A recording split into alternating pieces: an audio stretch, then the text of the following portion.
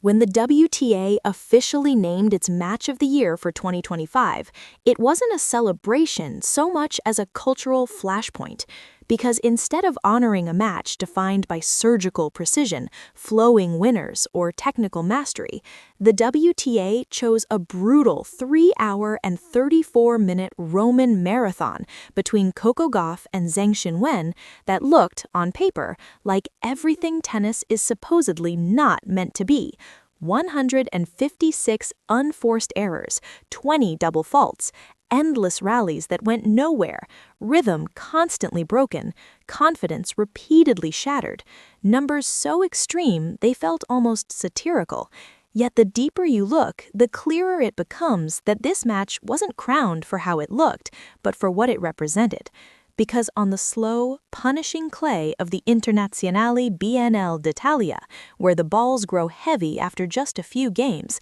and winners suffocate before reaching the baseline, this wasn't a contest of beauty, it was a referendum on resilience.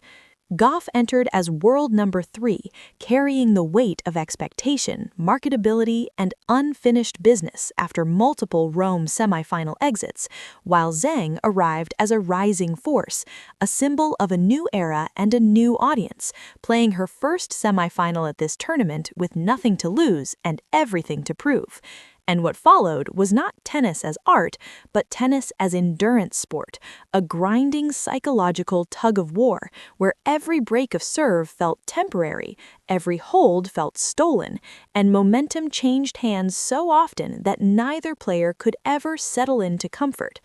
Gauff dug herself out of a deficit in the first set to steal it in a tiebreak, only to watch control slip away in the second, and then, in the deciding third, found herself down 3-5, the kind of scoreline that usually marks the beginning of the end, the moment where legs go heavy, belief drains away, and the match quietly dies. But instead, she resisted, point by point, game by game, refusing to let exhaustion or frustration dictate the outcome, dragging the contest into a final tiebreak after more than 3 hours of attrition, and somehow, improbably, finding just enough clarity to close it 7-4, a finish that left both players physically emptied and emotionally exposed.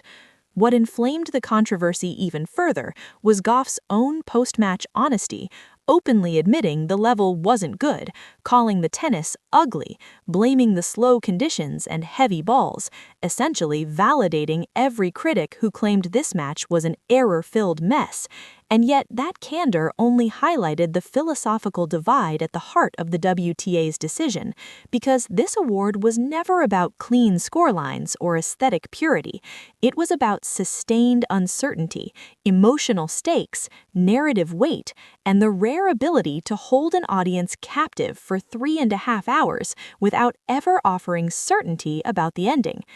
Purists were right to recoil at the numbers, because by traditional metrics, this was not elite tennis. But sport does not live solely in spreadsheets, and this match delivered something far harder to manufacture: tension that never released, momentum that never stabilized, 2 elite athletes pushed to visible physical and mental limits, a favorite nearly collapsing under pressure, an underdog announcing herself to the world, and a crowd that stayed invested not because the tennis was flawless, but because the outcome felt perpetually unresolved.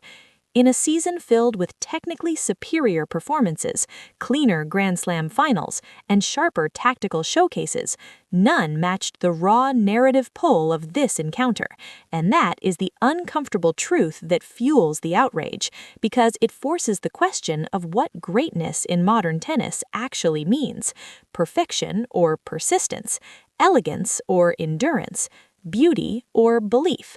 Women's tennis today is increasingly physical, attritional, and baseline-driven, built on speed, power, and survival, rather than variety or touch. And this match, chaotic and exhausting, became a mirror of that reality, a snapshot of an era where winning often means lasting longer than your opponent, rather than outplaying them outright. The WTA's choice was bold, divisive, and deeply intentional, prioritizing drama over aesthetics, emotional investment over technical cleanliness, casual engagement over purist approval. And while it may infuriate those who watch tennis for artistry, it undeniably succeeded in making people care, argue, and remember, because years from now, most fans won't recall the exact error count or the ugly stretches of play, but they will remember Rome, the night neither player would quit, the night the internet erupted, and the moment the WTA drew a clear line in the clay and said that Match of the Year isn't about perfection,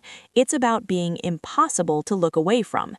And the story only deepens when you zoom out and place this match within the broader context of where women's tennis finds itself in 2025. Because this wasn't just a semifinal in Rome, it was a collision between tradition and evolution, between what tennis has historically celebrated and what the modern sports audience actually consumes, as the WTA finds itself navigating an era defined by shortened attention spans, algorithm-driven visibility, and a global fan base that responds more viscerally to emotion than execution.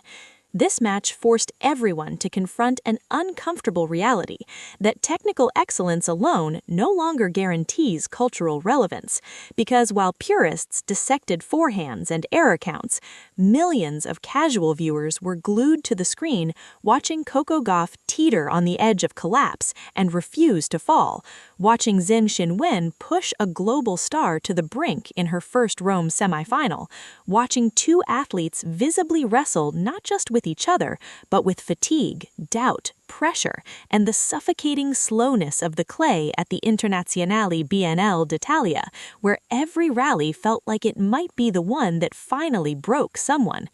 This is why the argument over unforced errors, while statistically valid, feels emotionally incomplete, because errors in this match weren't simply technical failures, they were symptoms of exhaustion, of ambition colliding with physical limits, of players swinging harder and harder because the court refused to reward them, and in that sense, the messiness became part of the narrative texture rather than a flaw to be edited out.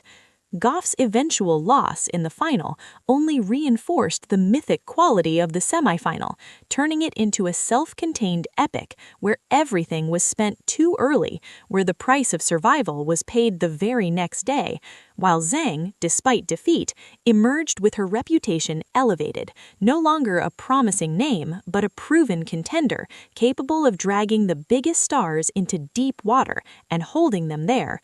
This is also why the controversy itself became part of the legacy, because controversy keeps a match alive long after the last point is played. And by choosing this encounter, the WTA effectively guaranteed endless debate about what matters more in sport: clean winners or clenched fists, perfect footwork or refusal to surrender, aesthetic pleasure or emotional truth. And every argument, every angry post, every heated comment only reinforced the very logic behind the selection, as the match continued to dominate discourse weeks after technically superior contests had already faded from memory. In the end, this was less about crowning a best match in the traditional sense, and more about acknowledging the match best captured the season's identity, a season defined by physicality, volatility, and psychological warfare, where margins are thin, rallies are brutal, and victory often belongs to the player who plays the prettiest tennis, but to the one who survives the longest. And that is why this Rome semifinal, flawed and exhausting and divisive, stands as a defining artifact of modern women's tennis, a reminder that greatness doesn't always sparkle. Sometimes it grinds, sometimes it limps, sometimes it screams, and sometimes, much to the horror of purists, it looks ugly while carving itself permanently into collective memory.